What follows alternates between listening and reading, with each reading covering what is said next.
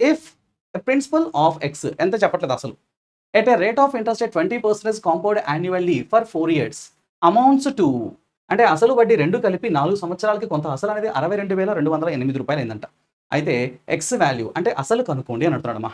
కొంత మొత్తము 4 సంవత్సరాలలో 20% చక్రవడ్డీ చొప్పున నాకు 62,208 రూపాయలు అయితే అసలు ఎంత అని అడుగుతున్నాడమ్మా. సో మనం ఏం చేద్దామంటే 20% కాబట్టి అసలు ప్రిన్సిపల్ 100 అనుకుంటే ఫస్ట్ ఇయర్‌కి రేట్ ఆఫ్ ఇంట్రెస్ట్ రేట్ 20% కాబట్టి 120% అవుతుంది. సెకండ్ ఇయర్‌కి ఇందులో 20% కాబట్టి 10% అంటే 12 అమ్మా 12 24 రెండో సంవత్సరానికి 144 అవుతుంది. మూడో సంవత్సరానికి ఇందులో 10% అంటే 14.4 అమ్మా దానికి 20% ఇంటూ 2 చేసుకుంటే 28.8 దీనికి కలుపుకుంటే మనకి ఎంత వస్తుందమ్మా 8, 12, 1, 7 172.8 అవుతుంది.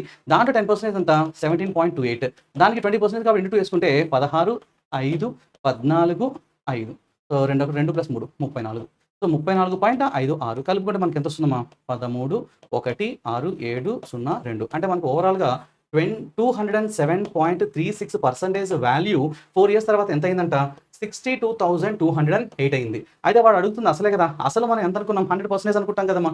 100% వాల్యూ ఎంత?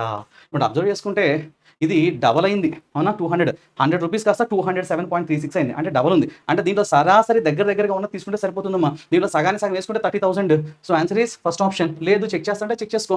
సో నువ్వు దగ్గరగా దీన్ని 3 మల్టిప్లై చేసుకుంటే గనక 3తో మల్టిప్లై చేస్తే ఈ వాల్యూని సో 6 మూల 18 తర్వాత 3 మూల 9 + 1 10 1 క్యారీ చేయి. 7 మూల 21 + 1 22 3 రెళ్ళంతా 6 ఖచ్చితంగా 62,208 సరిపోతుంది.